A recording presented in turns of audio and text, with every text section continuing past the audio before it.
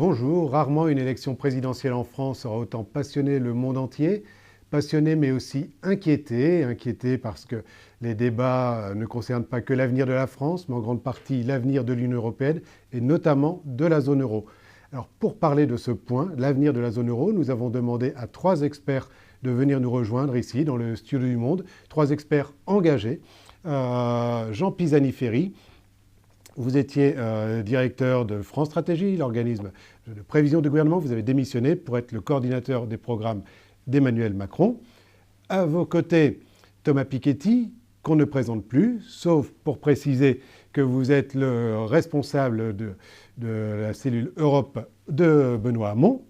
Et face à vous, Jacques Généreux, économiste, auteur de nombreux livres, professeur à Sciences Po et qui a le même rôle que Jean Pisani-Ferry, mais auprès de Jean-Luc Mélenchon. Donc, messieurs, merci d'être là pour parler de l'euro. Avant de vous interroger vraiment sur votre programme, je voudrais vous poser à chacun 3 questions auxquelles je vous demanderai de répondre très très brièvement, par un mot, c'est possible.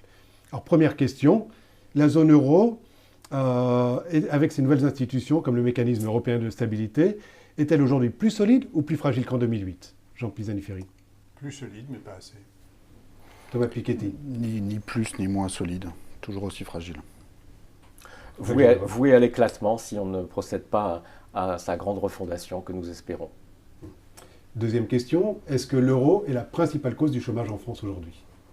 Jean Pisani-Ferry. Non, ce n'est pas la principale cause du chômage en France. Ça y a contribué, bien sûr, parce que la gestion de la crise en zone euro a été mauvaise. Thomas Piketty. Oui, c'est pas l'euro en tant que tel, c'est le fait que c'est l'austérité qui a été mise en place avec une tentative de réduire les déficits beaucoup trop vite en 2011, 2012, 2013. Et on a cassé la croissance européenne par rapport à la croissance américaine. Donc on a transformé une crise qui au départ vient des États-Unis en crise européenne par notre seule faute. Jacques Généreux. Voilà un point qui fait l'unanimité, effectivement, c'est l'absurdité des politiques menées en Europe, mais qui sont quand même liées à des normes budgétaires qui s'imposent dans la zone euro. Donc c'est pas l'euro en tant que monnaie unique qui est la source du problème, c'est le mode de fonctionnement de cette union monétaire, c'est pour ça qu'il faut la refonder. Alors, dernière question, sur une échelle de 0 à 10, 0, la zone euro a tout faux, 10, tout est parfait, quelle note, les professeurs que vous êtes, lui attribuez-vous ? Allez, Jacques Généreux. Ça n'a pas de sens. Donc la note est mauvaise, voilà, mais le chiffrage, moi je ne suis pas un partisan de l'économie mathématique. Bon, et pas voilà. de chiffre. Qualitatif. Mais vous lui donnez la moyenne quand même ? Non, là elle est clairement en dessous de la moyenne. Pourquoi ? Parce que pendant longtemps on montait la marche de l'escalier de la coopération européenne. Ouais. Là, malheureusement, dans la zone euro, on est en train de descendre l'escalier vers la dissolution et vers la guerre entre Européens. Thomas Piketty. On tend vers zéro. La façon dont on tend vers zéro. On n'y est pas, mais franchement, la façon dont on contourne la démocratie de notre proposition de démocratisation de la zone euro, avec les traités de 2011-2012 qui organisent une espèce d'autocratie à huis clos autour de la monnaie unique, je pense qu'on est très mal parti. Et c'est vrai que voilà, l'idée que tout ça s'est arrangé depuis 5 ans me semble extrêmement dangereuse, surtout après le Brexit. Voilà. Jean Pisani-Ferry. Bon, moi, je lui mettrai la moyenne au moins, mais je pense qu'on est quand même très loin du compte, que l'euro n'a pas été le facteur de prospérité qu'on attendait. On a fait cet investissement collectivement. Les Européens ont fait quelque chose qui est un investissement absolument considérable, d'un point de vue institutionnel, du point de vue de ce qu'ils ont demandé à leurs économies. Cet investissement, je pense qu'il est utile dans le monde tel qu'il est. Maintenant, il faut s'assurer qu'effectivement, il rend ce qu'on en attend, c'est-à-dire d'abord de la prospérité. Merci.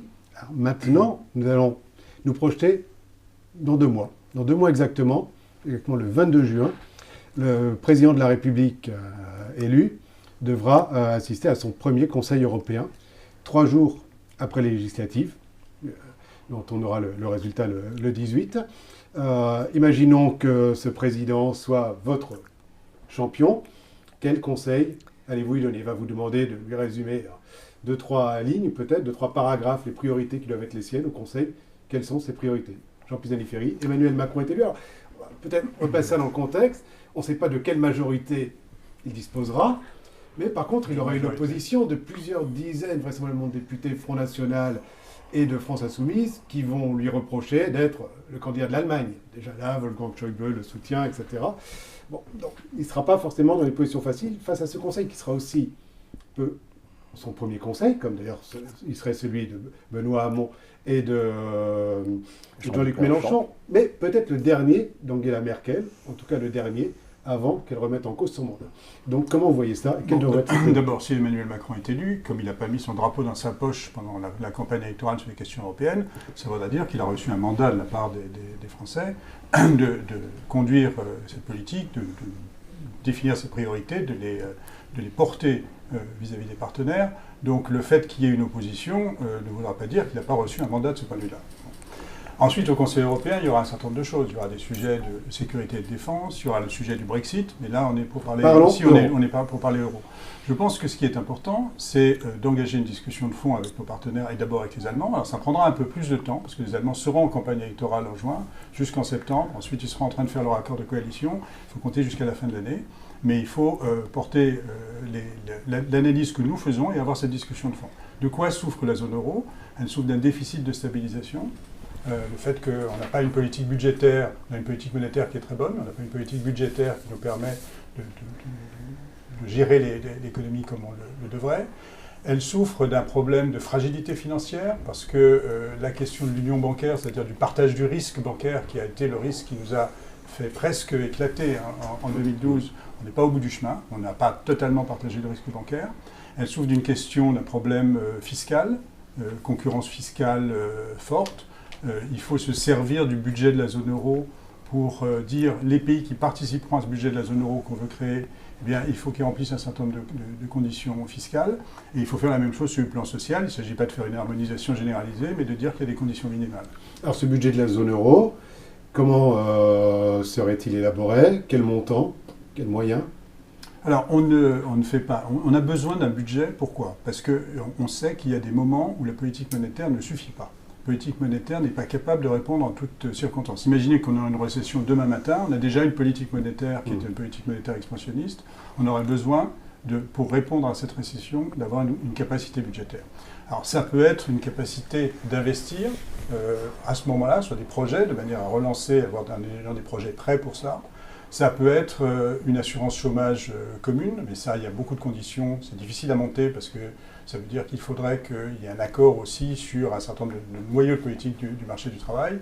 Ça peut être des projets qu'on construit, ça peut être des éléments autour d'un budget de la défense. Il y a différentes possibilités. Mais d'un point de vue macroéconomique, on a besoin d'un budget pour la zone euro. Et vous proposez aussi de créer un poste de ministre de l'économie de la zone euro? Oui, parce qu'on a un problème de déficit de décision, de déficit exécutif. Il y a un déficit démocratique, mais il y a aussi un déficit exécutif. Et pour ça, il faut avoir une capacité de décision, et c'est symbolisé par l'idée du ministre des Finances. Mais du coup, c'est un transfert de pouvoir? C'est pas forcément un transfert de pouvoir. On a déjà aujourd'hui un pouvoir qui est incarné dans l'Eurogroupe, qui est incarné dans la Commission.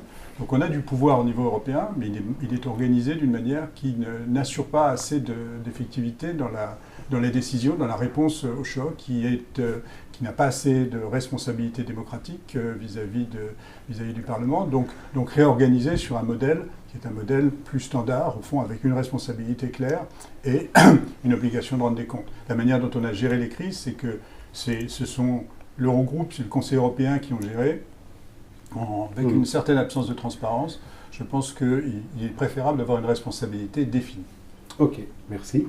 Thomas Piketty, vous, Benoît Hamon est élu président de la République le 7 mai. Ce serait une surprise en France, mais aussi en Europe. Il est peu connu. Enfin, vous êtes une star. Et vous avez... Si. Et notamment en Allemagne, vous avez fait plusieurs conférences. En tant que correspondant du Monde à Berlin à l'époque, j'y ai participé. J'ai remarqué qu'à chaque fois que vous parliez d'augmentation des inégalités dans votre livre sur le capitalisme au XXIe siècle, le capital au XXIe siècle, vous faisiez un tabac. Par contre, quand vous disiez le principal problème de l'Europe, c'est pas les inégalités, c'est la dette publique, là, personne ne vous entendait. Et ça, vous n'avez pas pu ne pas vous en rendre compte, vous aussi. Dans ce contexte, qu'est-ce que Benoît Hamon, président de la République élu, peut faire au Conseil européen? Alors, moi, je me suis engagé auprès de Benoît Hamon sur un projet qui est ce projet de traité de démocratisation de l'Europe.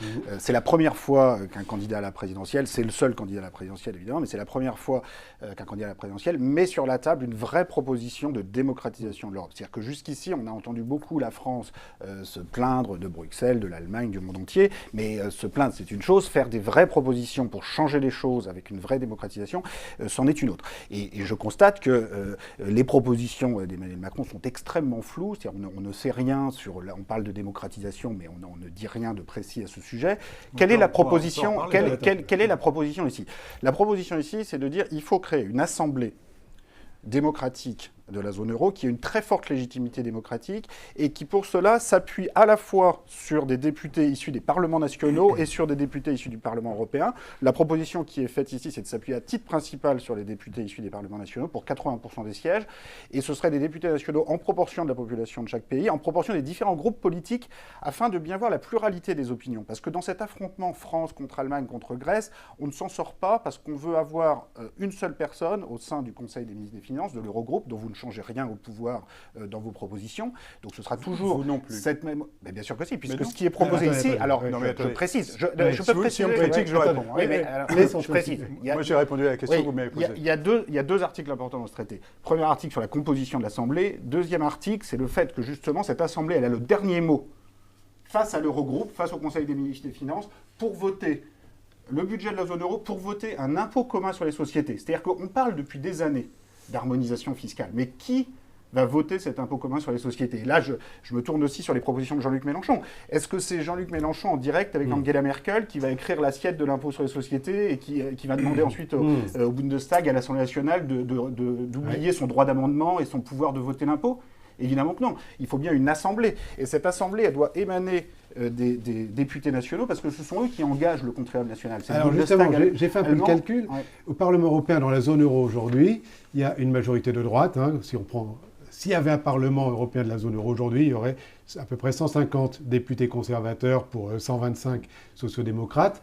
Et là, dans votre calcul, la gauche est majoritaire. Donc, est-ce qu'on ne va pas dire, ça y est, l'économiste de gauche a trouvé la martingale pour arriver à trouver une majorité de gauche dans une Europe de droite? Non, pas du tout. Il se trouve que les parlements nationaux actuellement, effectivement, si on prend le Bundestag allemand, l'Assemblée italienne, l'Assemblée espagnole, l'Assemblée française, comme ces quatre pays, ça représente 76% de la population de la zone euro. Donc, effectivement, comme cette Assemblée serait en proportion des populations, ce qui n'est pas le cas actuellement du Parlement européen, ce qui pose quand même un problème démocratique, où l'électeur allemand ou français est 10 fois moins représenté que l'électeur chypriote ou maltaise, ce qui pose quand même un souci du point de vue de la démocratie.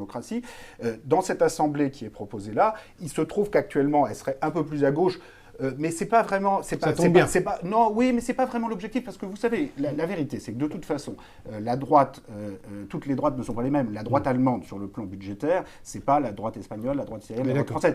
Et ce qu'on constaterait, que ce soit d'ailleurs dans toute forme d'assemblée démocratique, c'est que les idées de la droite allemande en matière budgétaire sont effectivement, j'en suis convaincu, minoritaires en Europe. En tout état de cause, c'est un projet de démocratisation, ça veut dire que le but, c'est de se soumettre à la loi de la majorité. Parce que justement, la nouveauté de ce qui est proposé là, c'est qu'au lieu de dire simplement l'Allemagne a tort, la France a raison, ce qui ne nous mène pas très loin, c'est de proposer un mécanisme démocratique qui est simplement l'application des principes de la démocratie parlementaire au niveau de la zone euro. Et moi, je veux dire très solennellement, que si on continue de vouloir contourner la démocratie et d'avoir une monnaie unique sans avoir une assemblée très forte qui aura le dernier mot sur le vote d'un impôt commun pour plus de justice fiscale, qui aura le dernier mot sur les décisions très difficiles qui nous attendent sur le rééchelonnement des dettes publiques, notamment en Grèce, mais plus généralement en zone euro. Ce sont des décisions qui sont devant nous, qui sont extrêmement difficiles. Si on n'a pas une assemblée qui a une grande délibération publique, avec finalement où on tranche démocratiquement, on va au-devant d'énormes difficultés et d'un risque d'explosion tout à fait déprimant pour nous tous. Donc je pense que là, vraiment, il faut enfin mettre des propositions sur la table. Ok, merci. Jacques Généreux. Alors, Jean-Luc Mélenchon est élu le 7 mai. Il a une majorité le 18 juin. D'abord, est-ce que vous lui conseillez d'aller voir Angela Merkel une fois qu'il rentre en fonction, dès sa prise de fonction, ou pas vers le 20-25 mai? Alors moi, je n'ai pas... Juste ça, juste cette... Je vous réponds. Oui. Je n'ai pas à conseiller Jean-Luc Mélenchon, parce que je suis engagé auprès de lui depuis très très longtemps, d'abord au PS, depuis la fondation du parti de gauche, et nous avons un projet qui est élaboré de longue date, qui est soumis aux Français. Nous avons un projet de refondation de l'Europe, une méthode dont on va parler, et donc je peux vous dire ce que fera Jean-Luc Mélenchon en arrivant à ce premier conseil. D'abord. Mais avant, est-ce que vous lui conseillez quand même d'aller voir Angela Merkel en tête-à-tête avant ou pas? Oui, il fera ce qu'il juge bon de faire. Ce n'est pas à moi de décider de son agenda et de son emploi du temps. Alors, quand même, je voudrais dire, puisque j'ai un peu rappelé le contexte dans lequel pourraient être élus et Emmanuel Macron et Benoît Hamon. Bon, Jean-Luc Mélenchon, il n'est pas forcément jusqu'ici très connu en Allemagne, mais s'il est élu 7 mai, dès 8 mai, les journaux allemands vont reprendre les bonnes feuilles de ce livre qui a été actualisé, le Hareng de Bismarck, et dans lequel on lit, c'est un pamphlet anti-allemand, assumé comme tel. Je lis, J'ai pris la plume pour alerter, un monstre est né sous nos yeux, l'enfant de la finance dérégulée et d'un pays qui s'est voué à elle, nécrosé par le vieillissement accéléré de sa population. L'un ne serait rien sans l'autre. Cette alliance est en train de remodeler le vieux continent à sa main.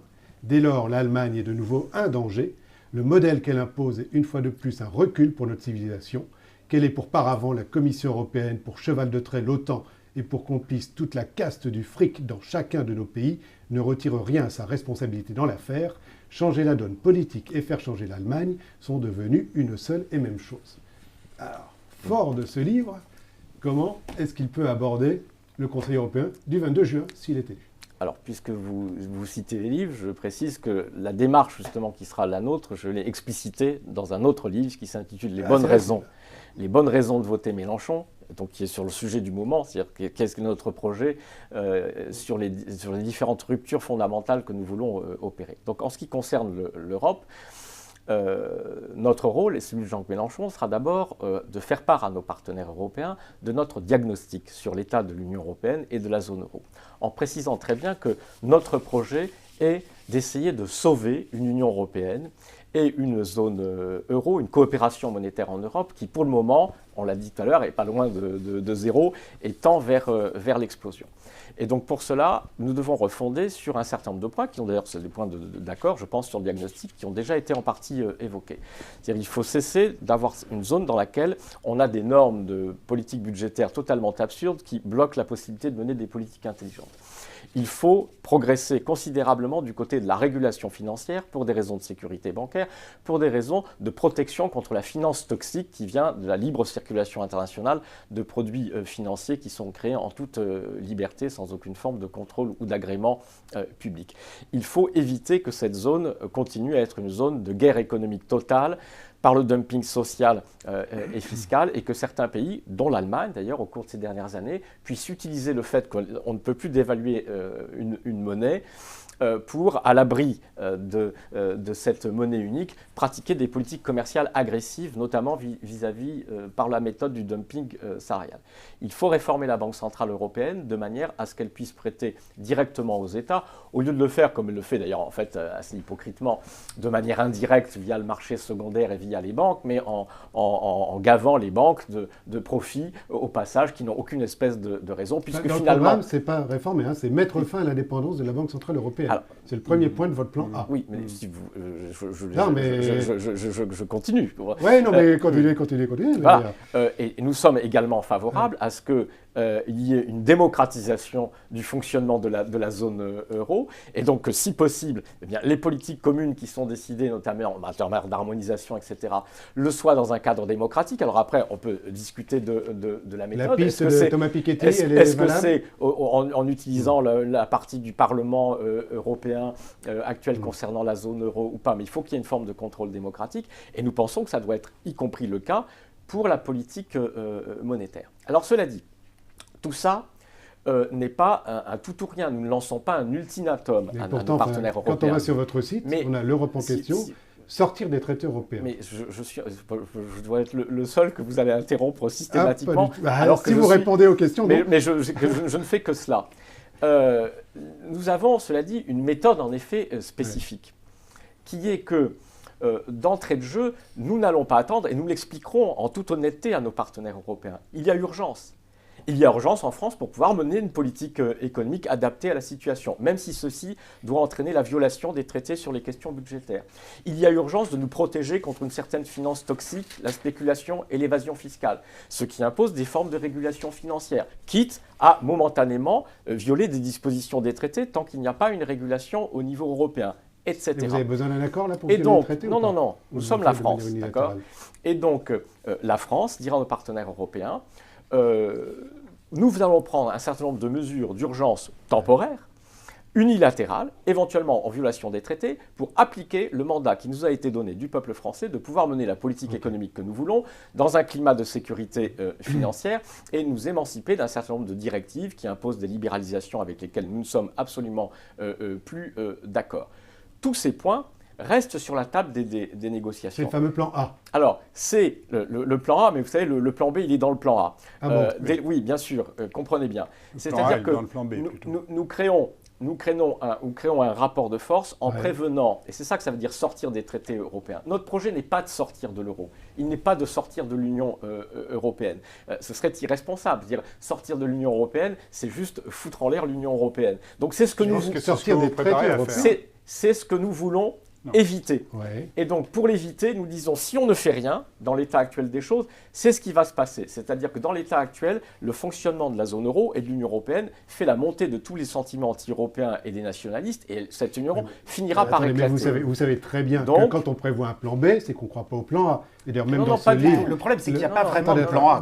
Dans le livre Le Hareng de Bismarck, il y a un chapitre sur le plan B, il n'y a rien sur le plan A. Oui, mais ce plan B, mais ça, c'est pas le livre-programme. Nous proposons de réaliser les mesures suivantes. Laissez-moi terminer, s'il vous plaît. Lisez les bonnes raisons de voter Mélenchon, c'est expliqué. Non, je lis votre programme. C'est expliqué en détail. Il n'y a pas de projet de nouveau traité, quand même. Vous êtes d'accord que vous n'avez pas proposé de projet de nouveau traité. Donc c'est quand même... L'idée du bras de fer ne me dérange pas, à condition d'avoir une... Nous proposons un nouveau traité. Nous proposons un écrite, en tout cas, il n'est pas non. Ça aide d'avoir une base écrite précise. Le plan, il n'y a pas de nouveau traité. Il y a mettre fin à la dépendance de la Banque centrale européenne, ce qui est impossible pour les Allemands. On a vu en 2012. Non, mais si vous voulez. Ça a donné, quand Emmanuel Macron est arrivé au pouvoir avec François Hollande en 2012, il n'y avait pas de problème. Je ne vous ai pas interrompu, je ne vous interromprai pas, je n'aime pas ça. J'aime écouter ce que les gens ont à dire pour expliquer leur position. C'est la seule chose qui m'intéresse dans un débat. Donc, qu'est-ce que c'est que proposer de mettre sur la table la réforme des traités pour permettre une harmonisation fiscale et sociale. Proposer une réforme de la Banque centrale. Proposer une réforme de la régulation financière. C'est une réforme des traités. Nous proposons, on n'a pas écrit. Vous proposez une réforme des traités. Puisque nous sommes dans la négociation. Imaginons que vous n'y arriviez pas. Donc nous avons une proposition pour un nouveau traité européen, mais nous ne disons pas, voilà, vous prenez ça ou rien. Donc on va discuter de tous ces sujets. Ce qui compte pour nous. Imaginons que ça ne marche pas. Ce qui compte pour nous. Je vais vous dire pourquoi ça ne peut pas marcher, en tout cas ce qui est pour nous. C'est que nous disons à nos partenaires, de toute façon, nous vous prévenons, que la France n'appliquera plus sur les choses qui sont essentielles, c'est-à-dire la question de la régulation financière, la question de la politique budgétaire, des normes budgétaires, de la libéralisation des services, etc., des travailleurs détachés qui n'ont pas les mêmes droits sociaux. Je veux dire ça. On l'a dit, c'est votre premier point. Et le temps passe. Donc, est-ce que l'indépendance de la BCE, c'est à prendre le temps passe, si vous m'interrompez, il va s'écouler très vite. L'indépendance de la BCE. Donc, nous faisons... Non, mais nous ne pouvons pas prendre, monsieur, soyez raisonnable, écoutez ce que je vous dis. Nous ne pouvons pas prendre de mesures unilatérales sur la BCE. Ça n'a pas de sens. Vous dites que vous demandez à la Banque de France, sans attendre, d'appliquer votre politique. Écoutez, avant de dire ce que je dis, écoutez ce que je dis et ce que nous écrivons. Terminez qu'on puisse discuter. Sans attendre, la Banque de France sera mise au service de ces objectifs. Donc, si le discours est le suivant, tout est sur la table des négociations. Nous mettons en place tout de suite toutes les mesures unilatérales en violation des traités qui sont nécessaires à l'application de notre programme. Ces mesures sont temporaires, elles sont sur la table des négociations. Mais nous prévenons nos partenaires qu'en tout état de cause, à la fin du processus, combien de temps ? La France... Non, il n'y a pas d'ultimatum de durée. La France n'appliquera plus les traités sur un certain nombre de points. En effet, au bout du compte, si on ne peut absolument rien réformer, mais je n'y crois pas une seconde, en matière monétaire, en matière de banque centrale, eh bien, nous brandissons la menace d'une réforme des statuts de notre Banque de France, de manière à ce qu'elle puisse prêter directement aux États, mais à l'État français. Mais je vais vous dire pourquoi, et je termine là-dessus. Pourquoi ce rapport de force? D'abord, ce rapport de force, il est nécessaire. C'est la menace de stopper la contribution de la France au budget de l'Union européenne. Ah oui, mais ça, c'est à la fin du processus. Si véritablement on était, comprenez... Et mettre en place un contrôle des capitaux et des marchandises aux frontières nationales. Ça, on le fera tout de suite. Parce que votre plan B, à vrai dire, ça, on le fera tout de suite. Il y a quand même encore un plan B. Alors, mais le plan B, je suis en train de vous l'expliquer. C'est que, de toute façon, nous n'appliquerons plus les traités. Donc, de toute façon, nous sortirons des traités pour tout ce qui nous paraît absolument insoutenable aujourd'hui. Et vous sortez de l'euro? Et pourquoi? Non, mais... c'est quand même la question fondamentale. On a entendu hier Jean-Luc Mélenchon, justement, à Dijon, dire sortir de l'euro, soyons sérieux. Mais c'est quand même ce qui est écrit dans votre programme. C'est pour ça, on a envie de savoir. Vous sortez de l'euro ou pas?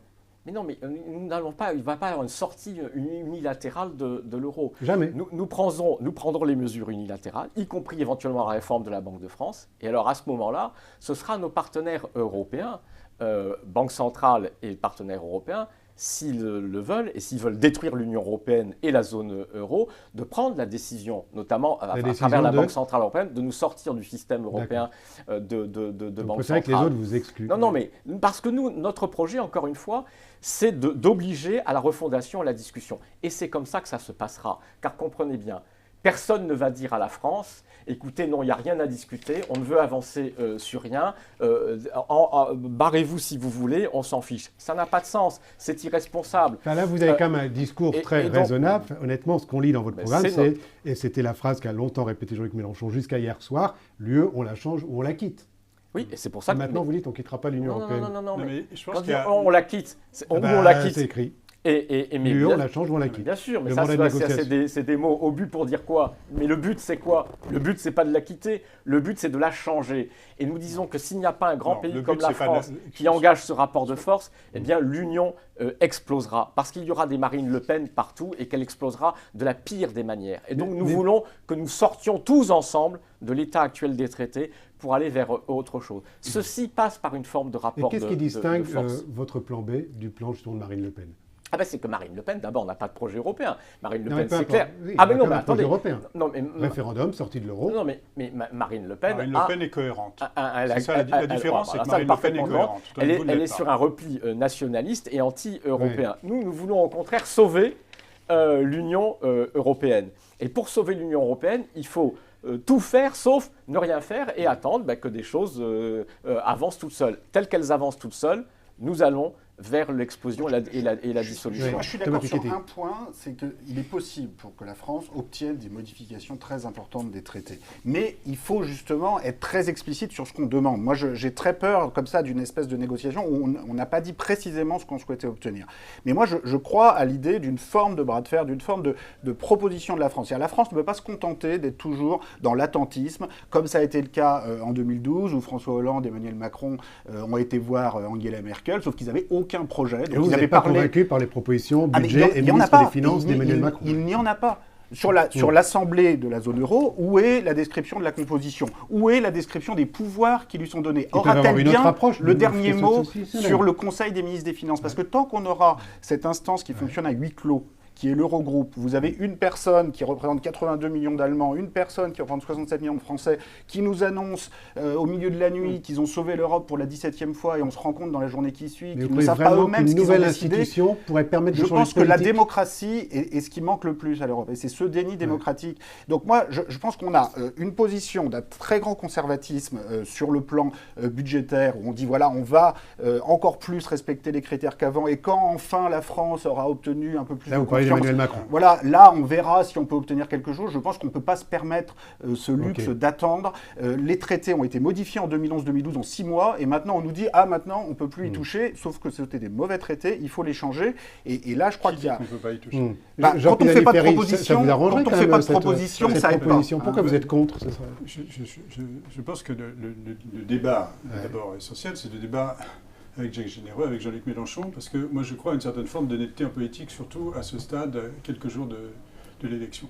Et je pense que vous n'êtes pas honnête quand vous dites on veut changer, et soyons sérieux, comme a dit Jean-Luc Mélenchon cette semaine, soyons sérieux, nous ne voulons pas sortir de l'euro et de l'Union européenne. Pourquoi ce n'est pas vrai, pour deux raisons. D'abord parce que ce que vous demandez, c'est clairement en dehors de l'épure de ce qu'on peut concevoir en Europe. Vous demandez des choses qui ne sont pas constitutionnelles en Allemagne.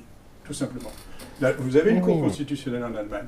Lorsque les anti-européens ont accepté l'euro, ils ont mis un certain nombre de conditions. La Cour constitutionnelle a dit, si la stabilité monétaire n'est pas assurée, si la séparation entre politique monétaire et politique budgétaire n'est pas assurée, alors ce n'est pas constitutionnel en Allemagne. Or, c'est exactement ça que vous demandez. De même que vous demandez qu'on sorte de la politique de la concurrence, qu'on sorte de la politique commerciale commune, qu'on sorte même de la politique environnementale de mettre fin au marché carbone. Donc ce que vous demandez, c'est simplement inacceptable. Première raison.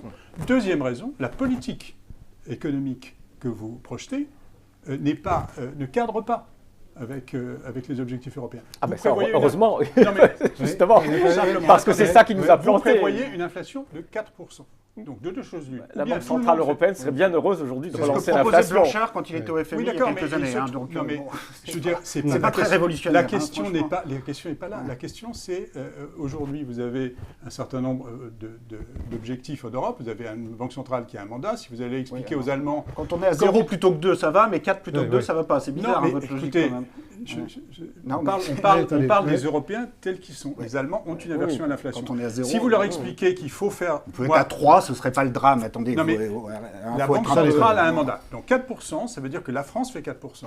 Parce que vous faites des dépenses publiques, vous faites 273 milliards de dépenses publiques. 3, ce serait très grave d'avoir 3% d'inflation. Je ne dis pas que ce serait très grave. Je dis quelle est la réalité aujourd'hui. Or, si vous dites fait le Royaume-Uni en 2008-2009, la France a 8 points de dépenses publiques de plus que la moyenne de la zone euro. Vous en rajoutez 8. Donc vous avez 16 points de dépenses publiques de plus que la zone euro.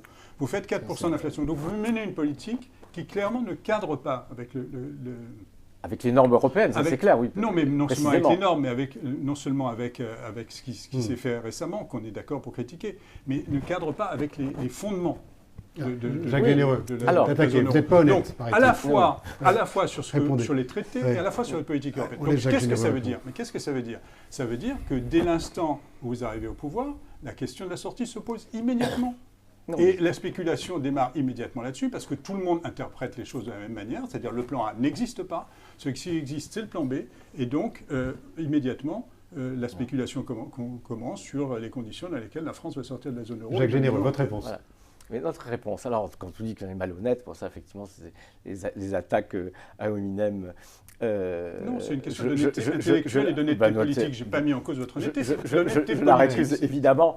Voilà, donc vous savez, c'est pas à 60 ans que je vais commencer une carrière de manipulateur. Ça serait il y a longtemps que j'aurais été décrédibilisé dans la profession si je m'amusais à ce genre de choses. Donc je vais vous dire très exactement, il ne faut pas caricaturer les positions des gens et leur discours. Je vous l'ai dit et je vous le répète, nous ne nous présentons pas devant nos partenaires européens avec un ultimatum en disant voilà notre Europe idéale. Nous l'avons. Nous avons, dans l'idéal, il faudrait une banque centrale démocratique, il faudrait une politique budgétaire peut-être avec une assemblée parlementaire de la zone euro démocratique. Dans l'idéal, il faudrait ça, il faudrait l'harmonie, voilà ce que nous voulons. Dans l'idéal, mais on ne dit pas alors, soit vous dites oui à tout, soit on s'en va. Ça, effectivement, c'est la tactique Marine Le Pen, parce qu'elle, ce qu'elle veut, c'est sortir, c'est détruire l'Union européenne. Alors, ce n'est pas du tout notre propos. Notre propos, c'est de la sauver. Donc, quand on est dans ce rapport-là de coopération, on veut reprendre la marche de la coopération en Europe, alors qu'aujourd'hui, je l'ai dit tout à l'heure, nous descendons l'escalier en sens inverse. Nous sommes engagés dans une logique de guerre totale entre nous qui va vers l'explosion. Donc nous voulons réengager la marche dans l'autre sens. Je dirais ça nous suffit qu'on la réengage réellement et sérieusement. Nous ne nous attendons pas à obtenir un satisfecit total et immédiat. Surtout, ça n'a pas de sens. Quand on sort de 15 ans de guerre économique entre nous, on ne va pas du jour au lendemain retomber d'accord sur tout. L'important, c'est de changer la marche. Alors, je prends un exemple très précis. Non. La banque centrale pour les Allemands. On a bien conscience de cela. Ça fait partie de la négociation. Est-ce que la Banque centrale européenne doit rester indépendante ou non ? Si les Allemands nous disent, il n'est dans l'état actuel de notre constitution, de l'opinion publique allemande, il n'est pas possible d'envisager le fait qu'on ne préserve pas l'indépendance politique de la Banque centrale européenne. On peut en discuter. On peut concéder aux Allemands là-dessus. Si par ailleurs, cette Banque centrale européenne a les vrais pouvoirs d'une banque centrale comme dans tous les autres pays du monde et peut mener des politiques intelligentes. Européenne, elle a fait des choses très intelligentes. Donc elle a sauvé la zone euro. Elle nous a quand même. Sauf financer directement plutôt qu'indirectement les déficits publics, par exemple. Ça, c'est une négociation. Et sur tous les sujets, c'est pareil. Sur l'harmonisation fiscale, on se contenterait déjà fort bien qu'on applique simplement une directive de la Commission qui est prête, qui demanderait qu'à être appliquée, qui est une assiette commune, un prélèvement au niveau de l'ensemble de la zone. Sortir des traités, parce que là-dessus on est d'accord sur l'assiette commune, sur l'impôt sur les sociétés. Qu'on n'a pas avancé du tout. On est d'accord qu'on n'a pas avancé, on est d'accord qu'il faut avancer, mais on est dans un domaine... Sortir des traités, parce qu'il faut que nous sortions tous du traité actuel pour passer à un autre traité, d'une part, et d'autre part, parce que c'est ça le rapport de force que nous incluons, c'est que la France dit à ses partenaires, de toute façon, on est obligé d'avancer, parce que la France, elle, si ça n'avance pas, ce qui est aujourd'hui des mesures temporaires que nous prenons pour mener notre politique économique, si on ne peut pas avancer, ces mesures deviendront définitives. La France n'acceptera plus cette logique de normes budgétaires idiotes, d'absence de régulation financière. Donc, de toute façon, nous sortirons des traités. Et donc, ça obligera... Vous n'avez pas répondu. Vous donnez combien de temps à la négociation? Parce que si la situation est si dramatique que ça, vous ne pouvez pas non plus donner 5 ans à la négociation. Donc, mais là, comme l'a dit Thomas, qu'on n'aille pas nous dire quelle durée qu'on ne peut pas... quand ce rapport de force est engagé, je vous dis, ça va accélérer les choses. Pourquoi? Parce que si la France s'affranchit des normes budgétaires, met ses propres régulations financières, vous croyez que nos voisins espagnols, portugais, italiens vont pas avoir l'idée? Il n'y a pas de raison que la France puisse mener des politiques plus efficaces. Mais non, au contraire, ça crée des synergies. Ils vont dire, mais oui, ils ont raison, et il y aura une forte pression politique et populaire. La France a les moyens de changer les choses. La France a les moyens de changer les choses. La stratégie qui était celle de 2012, qui était celle de Fillon, le Premier ministre, puis de Macron-Hollande à l'Élysée, c'était une stratégie consistant à dire, on attend que l'Allemagne nous propose un nouveau traité, et ensuite on signe en bas à droite. Cette stratégie est catastrophique parce qu'elle revient à se dédouaner. Elle fait comme si il n'y avait que l'Allemagne qui pouvait faire des propositions. Ce qui en plus nourrit finalement le sentiment anti-allemand. Donc c'est une stratégie qui est reproduite encore aujourd'hui, reproduite aujourd'hui où il n'y a pas de proposition précise du côté de l'équipe Macron. Donc c'est exactement déjà ce que Macron et Hollande ont fait en 2012. On prétend qu'on va changer les traités, mais la proposition elle est soigneusement cachée dans la poche. Moi je pense que par salubrité démocratique, il faut mettre les choses sur la table. Vous avez une proposition institutionnelle. Et c'est ça qui permettra aussi de prendre une nouvelle trajectoire de relance de la croissance européenne. Parce que j'entendais sur les dépenses publiques, mais attendez, les dépenses publiques, si elles ont augmenté en pourcentage du PIB, c'est simplement que le PIB a baissé. Je veux rappeler que le PIB... relatif. Oui, non mais attendez, il faut quand même se rappeler France, que là, on sort d'une récession de 10 ans. Parce que quand on dit que le PIB en 2017 a retrouvé le même niveau que 2007, alors déjà, il a fallu du temps, 10 ans pour retrouver le même niveau. Sauf que la population française, elle a augmenté de 5% entre-temps. Le nombre d'étudiants, il a augmenté de 15%. Vous savez, si vous regardez les chiffres, le budget de l'enseignement supérieur par étudiant, il a baissé de 10% sur la période. Et tout le monde parle d'économie de la connaissance, d'innovation. Et on nous dit qu'on va durcir les critères budgétaires. C'est ça une bonne stratégie pour préparer l'avenir? Donc là, je crois qu'il faut se rendre compte de la gravité de la situation dans laquelle on est et sortir de cette impasse politique, démocratique, budgétaire. Ok, merci beaucoup. Non, nous allons arrêter là le débat, parce que ça fait déjà près de 40 minutes que nous discutons. Je crois que les positions de chacun de vous sont assez claires. Je voulais malgré tout vous poser à chacun de vous une dernière question pour reboucler sur la boucle au début. Bon, Jean Pisani-Ferry, première question. Imaginons que Jean-Luc Mélenchon soit président. Quelle est, selon vous, la probabilité que la France soit encore dans l'euro en 2022 ? 5%. 5%. Jacques Généreux. Benoît Hamon est président. Le Parlement de la zone euro en 2022, c'est un moindre mal, tel que le propose Thomas Piketty ?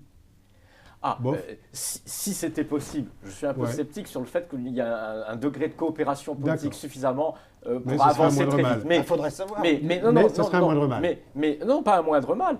Si c'était possible et qu'il pouvait déjà y avoir un accord là-dessus, ce serait plutôt une bonne chose. Très bien, merci. Et Thomas Piketty, si Emmanuel Macron est président, un budget de la zone euro et un ministre des Finances de la zone euro, finalement, serait malgré tout un premier pas, même si ce n'est pas l'Assemblée que vous rêvez ? Le problème, c'est le ministre et le budget responsable devant qui? Devant quelle instance démocratique? Là, moi, ce que je vois, c'est une course-poursuite vers plus de technocratie et une espèce d'amour pour la technostructure du côté Macron qui m'embête beaucoup. Merci beaucoup. Merci à vous trois. Merci à vous trois pour ce débat. Et bien, les électeurs, j'espère, auront matière maintenant pour forger leurs décisions, davantage qu'ils ne l'ont eu jusqu'à présent, parce que 25% des électeurs sont encore indécis. Donc j'espère que ce débat aura contribué à les éclaircir. Et je vous remercie. Et rendez-vous dimanche soir.